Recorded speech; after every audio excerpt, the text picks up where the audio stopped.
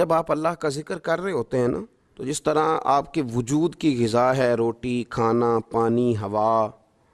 صحت، سانس، یا آپ کے وجود کو زندہ رکھتی ہے، تو ایک روح کی غذا ہے۔ روح کی غذا ہے رب کریم کا ذکر، اللہ کی یاد۔ ہمارے ہاں زیادہ تر یہ ہوتا ہے کہ اللہ کا ذکر تو کیا جاتا ہے تو اس طرح کیا جاتا ہے جیسے طوطے نے کوئی لفظ رٹ لیے ہیں تو اب وہ بیان کر رہا ہے نا۔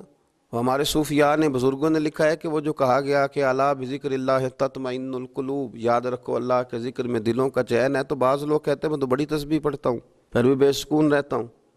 تو اس کا جواب وہ یہ دیتے ہیں کہ چونکہ انہوں نے اللہ کا ذکر کیا تو صحیح، لیکن اس طرح کرتے رہے جیسا طوطا رٹ کے کر رہا تھا۔ اگر غور کرتے اس بات پر، توجہ دیتے اس بات پر، اگر ان کا یہ ایک ذہن بن جاتا کہ میں بھلا کیا کہہ رہا ہوں، جب ان کی زبان سے نکلتا سبحان اللہ، تو پھر غور کرتے کہ میں نے یہ کہا ہے کہ اللہ پاک ہے،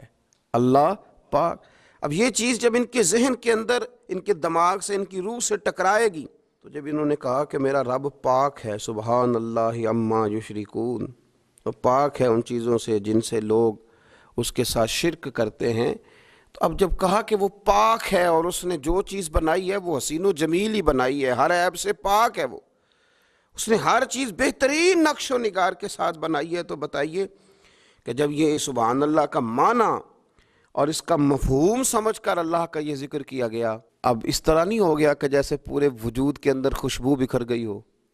اب یوں نہیں محسوس ہو گیا کہ جیسے بالکل ساری طبیعت ٹھنڈی اور پھولوں کی طرح ہو گئی، اب ایسے نہیں محسوس ہو گیا کہ جیسے اللہ نے کوئی قوت، طاقت اور روحانیت عطا کر دی۔ اور پھر جب کسی شخص نے کہا کہ الحمدللہ، تمام تعریفیں اللہ کے لیے، تب آپ اندازہ فرما لینا کہ وہ کتنا عظیم اور کتنا بڑا مالک ہے، کہ کہا جا رہا ہے کہ میں کسی کی کوئی جھوٹی تعریف نہیں کروں گا، مجھ سے کسی کی خوشامد نہیں ہوتی، اور کوئی کتنا بھی اونچا چلا جائے یہ ساری تعریفیں کمزور ہیں، حدود والی ہیں، ایک رب ہے الحمدللہ جس کے لیے تمام تعریفیں، تمام تعریفیں اسی رب کے لیے۔ اور جب کہا اللہ اکبر، اللہ بہت بڑا ہے، جب اس کی زبان سے یہ جملے نکلتے ہیں تو آپ ذرا غور فرمائیں کہ وہ کہاں پہنچ جاتا ہے۔ وہ پھر کیا کبھی کسی سے ڈرے گا؟ وہ کسی چیز کا خوف طاری کرے گا؟ کوئی چیز ایسی ہوگی جو اس کے نفسیات پر حاوی ہو سکے؟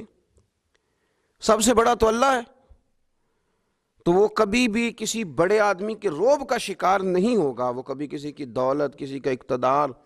کسی کی قوت اور کسی کی ظاہری طور پر تھوڑی بہت چمک اسے خیرہ نہیں کر سکے گی، اس لیے کہ وہ جانتا ہے کہ اکبر صرف اللہ ہی ہے۔ تو اب اس کے اندر بہت بڑی طاقت آئے گی، بہت بڑی ہمت آئے گی، وہ بہت زیادہ اپنے آپ کو قوت والا محسوس کرے گا۔ تو یہ جب تھوڑا سا غور کرتا ہے کہ میں کیا کہہ رہا ہوں، میری زبان سے کیا نکل رہا ہے، تو پھر یہ ذکر الہی اس کو ٹھنڈک دیتا ہے، پھر اس کو سکون دیتا ہے، پھر اس کو قوت ملتی ہے۔ اس لیے میرے نبی پاک صلی اللہ علیہ وسلم نے فرمایا مثل الذی یذکر ربہ والذی لا یذکر مثل الحی والمیت، او کما قال صلی اللہ علیہ وسلم۔ یہ بخاری مسلم کی حدیث ہے۔ نبی پاک صلی اللہ علیہ وسلم نے فرمایا اس کی مثال جو رب کا ذکر کرے اور اس کی مثال جو اللہ کا ذکر نہ کرے، مثل الحی والمیت، ان لوگوں کی مثال کی طرح ہے جو زندہ اور مردہ ہوتے ہیں۔ گویا ذکر کرنے والا زندہ ہے، ذکر کرنے والا زندہ ہے، اور ذکر نہ کرنے والا ہواؤں میں اڑ رہا ہے، کروڑوں روپے اس کی جیب میں پڑے ہوئے ہیں، لاکھوں کا سرمایہ ہے، بہت سارے لوگ جانتے ہیں، وہ